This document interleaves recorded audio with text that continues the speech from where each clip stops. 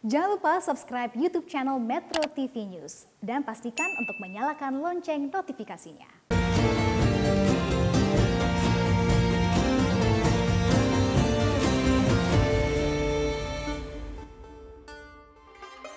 Bismillahirrahmanirrahim. Assalamualaikum warahmatullahi wabarakatuh. Alhamdulillahilladzi 'allamal Qur'an khalaqal insan 'allamahul bayan. Assalatu wassalamu ala Rasulillah wa ala alihi wa sahbihi ajma'in. Amma ba'du. Ayyuhal musyahidunal karam, pemirsa yang insyaallah selalu dirahmati Allah, jumpa kembali dalam program yang insyaallah memberikan manfaat dan maslahat untuk kita semua, yakni memahami Islam bersama dengan Syekhona wa Habibana wa Abina, Profesor Dr. Quraisy Shihab. Assalamualaikum Abi. Waalaikumsalam warahmatullahi Syukran jazilan. Alhamdulillah. Insyaallah kali ini kita akan membahas tema terkait dengan jihad dalam Islam. Sesungguhnya ma ma'nahu jihad dalam Islam itu? Artinya apa jihad itu sebenarnya, Habib? Tafadhal. Kalau kita merujuk kepada bahasa, kata jihad itu terambil dari kata juhd yang berarti daya, kekuatan. Kemudian dari akar kata ini ada lahir istilah-istilah keagamaan, antara lain jihad. Kemudian ada mujahadah, ada ijtihad. Ketiga kata ini kesemuanya mengandung makna menggunakan daya.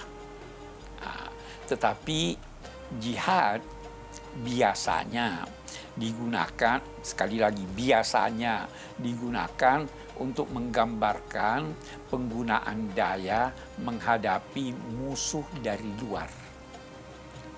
Dari sini kemudian lahir makna jihad perang.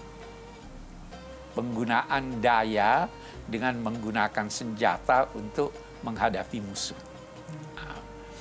Walaupun sebenarnya pemahaman ini tidak harus selalu seperti itu, tapi itu kesan umum demikian. Ya, tidak harus selalu identik dengan pedang. Pedang tidak harus. Kemudian istilah mujahadah. Mujahadah itu adalah mengendalikan nafsu demi mencapai yang baik atau yang lebih baik. Kemudian ada ijtihad. Ijtihad itu adalah menggunakan sekuat kemampuan daya fikir untuk menarik dari teks-teks keagamaan ketetapan hukum. Atau kita bisa perluas, ijtihad itu istilah ahli-ahli hukum, tapi kalau kita perluas bahwa menggunakan daya fikir untuk meraih yang terbaik dalam konteks upaya kita berjihad. Nah, sayang bahwa pengertian jihad ini sangat dibatasi oleh sementara orang dalam arti mengangkat senjata menghadapi musuh. Padahal tidak selalu demikian. Bahkan selama Nabi di Mekah 13 tahun lamanya sudah ada perintah jihad, tapi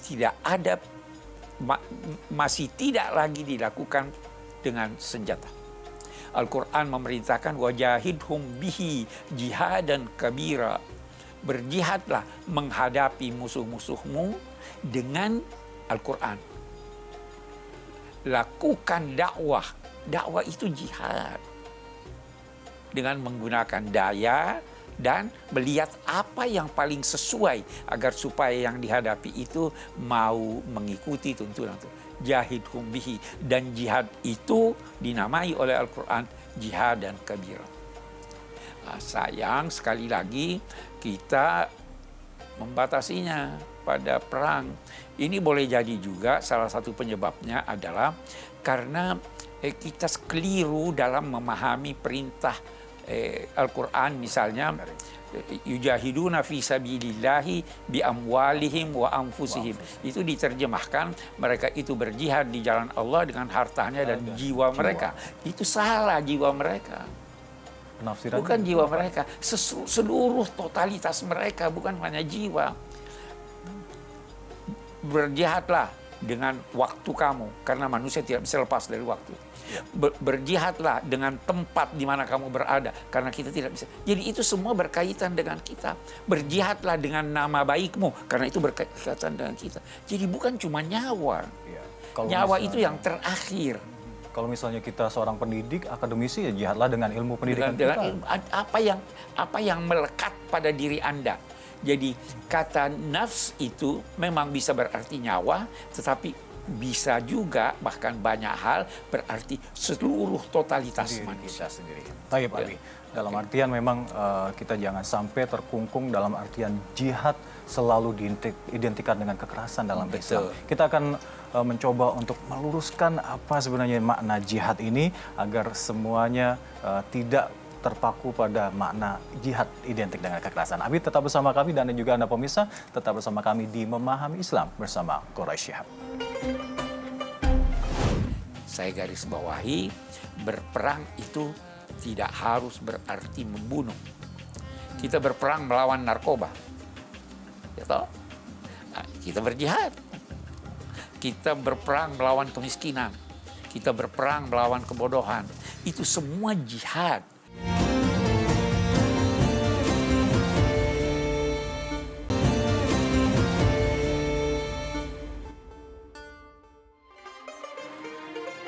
Ayyuhal musyahidun al-kiram, pemirsa yang insya Allah dirahmati Allah Subhanahu wa Ta'ala. Terima kasih masih bersama kami di program Memahami Islam bersama M. Quraish Shihab. Masih bersama saya Hamdan Kafi dan juga Abi Quraish Shihab tentunya. Dan Abi tadi saya akan menyinggung sedikit tentang buku Abi terkait dengan dialog antara hak dan batil. Kita bisa korelasikan di sini bagaimana diri kita berjihad melawan keburukan hawa nafsu kita sendiri. Tafadhol Abi. Jadi begini, itu sebenarnya ada ilustrasi diberikan oleh sementara ulama. Dinyatakan bahwa kebaikan dan keburukan ini silih berganti, berjalan berdampingan. Tidak mungkin ada suatu masa tidak ada keburukan. Tidak mungkin juga ada kebaikan semata-mata. Karena kita manusia, Karena sunatullahnya kita seperti manusia. Maka ketika hak dan batil berjalan seiring, batil berkata, kepala saya lebih tinggi dari kepalamu. Maka hak berkata, tapi kakiku terhunjam ke bawah, sehingga aku lebih kuat dari engkau. Baik. Batil berkata, orang-orang kaya, orang berkuasa bersama aku. Hak berkata, tetapi Tuhan bersama aku. Usiaku panjang, kata batil, tapi kata hak, tapi usiaku melampaui dunia ini. Jadi ada dialog semacam itu kira-kira untuk menggambarkan bahwa jangan duga dengan berjihad, dengan melakukan mujahadah dan sebagainya, hidup ini sudah akan selalu diwarnai sepenuhnya oleh kebaikan. Bahkan kita dapat berkata, jangan duga masa Nabi itu hanya baik saja. Ada juga yang buruk, ada orang munafik ketika itu. Ya, kalau kita berkata bahwa masa Nabi itu masyarakatnya baik semuanya, maka ada dua hal yang kita bisa garis bawahi. Yang pertama, itu berarti melecehkan perjuangan Nabi dan sahabat.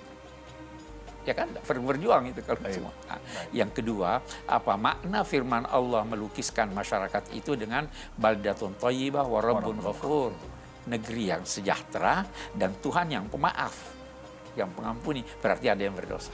Jadi ini berjalan seiring, kita harus memihak kepada kebaikan. Dengan meyakini bahwa walaupun kebatilan itu lebih kuat, tapi usianya pendek. Ya kan? Saya kira itu. Baik. Terkait dengan jihad ini memang patut kita garis bawahi apa yang disoroti oleh Abi tadi di segmen pertama, bahwa jihad ini sayang sekali sering dikonotasikan dengan kekerasan dan perang. Tapi itu dibolehkan kan dalam Islam? Ya Abi, jelas. Bila mana, kapan dibolehkan Betul. kita untuk mengangkat Dibolehkan yang oleh Al-Quran itu dinyatakan begini. Sebelum datangnya Islam, masyarakat ini sering berperang. Belasan tahun terus berperang. Datang Islam, mendamaikan mereka. Datang Islam, mendidik jiwa mereka. Sehingga pada akhirnya mereka tidak senang perang. Tetapi ada perintah Allah untuk berperang. Maka turun ayat, kutiba alaikumul qitalu wa huwa kurhun lakum. Diwajibkan kepada kamu berperang, padahal kamu tidak senang pada peperangan. Sekarang sudah berubah menjadi tidak senang. Nah, kenapa diwajibkan? Boleh jadi karena ada musuh datang dari luar. Kenapa diwajibkan? Karena ada kebaikan yang harus diperjuangkan. Saya garis bawahi, berperang itu tidak harus berarti membunuh. Kita berperang melawan narkoba. Ya toh? Kita berjihad. Kita berperang melawan kemiskinan. Kita berperang melawan kebodohan. Itu semua jihad. Kalau ingin berjihad mengangkat senjata, harus setelah memperhatikan ini untungnya lebih banyak dari ruginya. Ini dapat izin dari penguasa atau tidak. Jangan lantas berkata ini ada kemungkaran nih, saya ingin berjihad, mengangkat senjata. Tidak. Harus dipertimbangkan untung ruginya. Itu jihad. Iya. Toh dalam Al-Quran surah Al-Anfal 60 juga disebutkan kita harus bersiap-siap menyiapkan kekuatan dari ancaman-ancaman tersebut. Kita bersiap-siap. Itu bersiap-siaplah atau siapkanlah kekuatan untuk menghadapi musuh. Tetapi kekuatan yang dimaksud bukan untuk digunakan. Tetapi orang tahu kita kuat sehingga tidak berani. Itu yang diperintahkan oleh agama. Baik. Siapkan kekuatan apapun supaya orang tidak berani. Saya kira itu maksudnya ya. Jadi kita sebagai muslim harus menunjukkan kepada siapapun bahwa kita seorang mukmin harus kuat. Harus kuat menghadapi ancaman apapun. Kuat ilmunya, kuat ekonominya, kuat kepribadiannya. Itu semua kekuatan yang harus kita persiapkan untuk. Masya Allah. Syukran jazilan Habib. Dan pemirsa, kita masih akan kembali untuk membahas bagaimana memahami konsep jihad dalam Islam. Tetap bersama kami di Memahami Islam bersama M. Quraish Shihab. Jihad yang besar itu adalah jihad melawan hawa nafsu. Jadi kalau demikian, tidak ada orang yang terlepas dari kewajiban berjihad.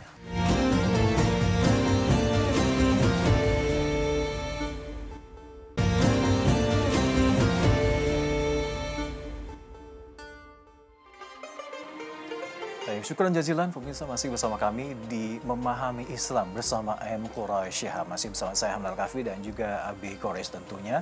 Dan di segmen kali ini Abi kita akan mencoba untuk membacakan pertanyaan dari pemirsa. Boleh saya izin untuk membacakan Abi?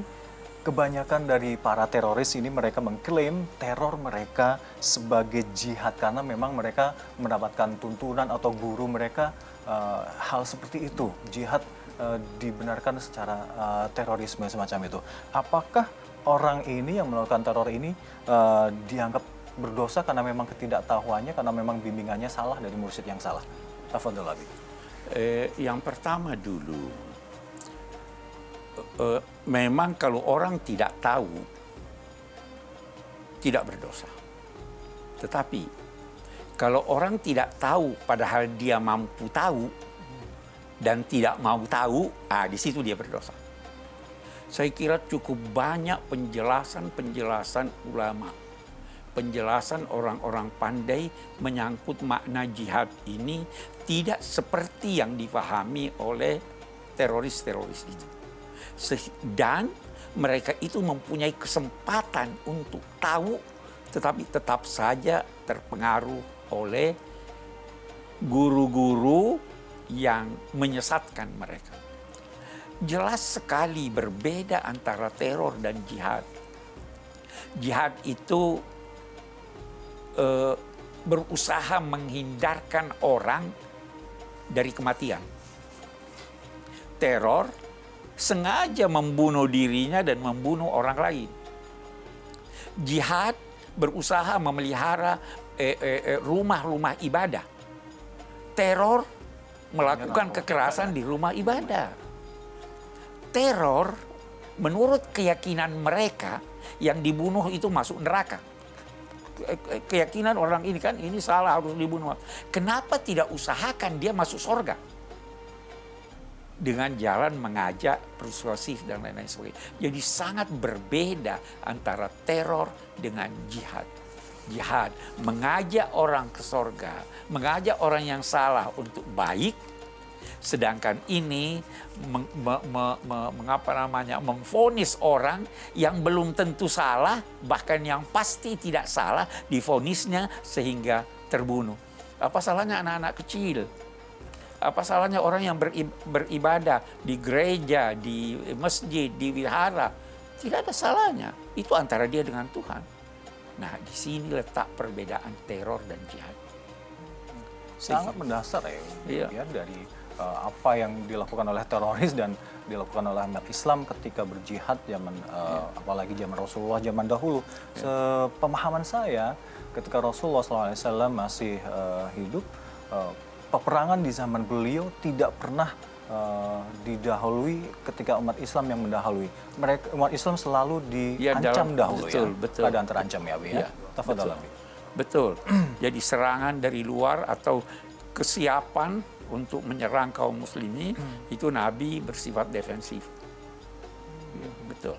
Artinya yang disalahpahami saat ini adalah Islam tidak pernah menyerang terlebih dahulu. Tidak pernah menyerang terlebih dahulu. Ya. Baik, Abi, dari apa yang kita bahas terkait dengan jihad ini, apa ibroh yang bisa kita tarik dalam kehidupan sehari-hari saat ini?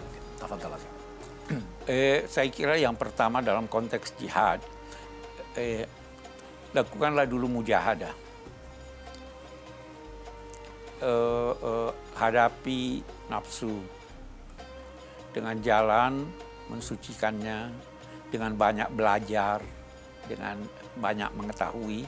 Saya kira dengan pengetahuan dan pengendalian nafsu, mungkin kesalahan-kesalahan dalam memahami ajaran agama ini dapat teratasi.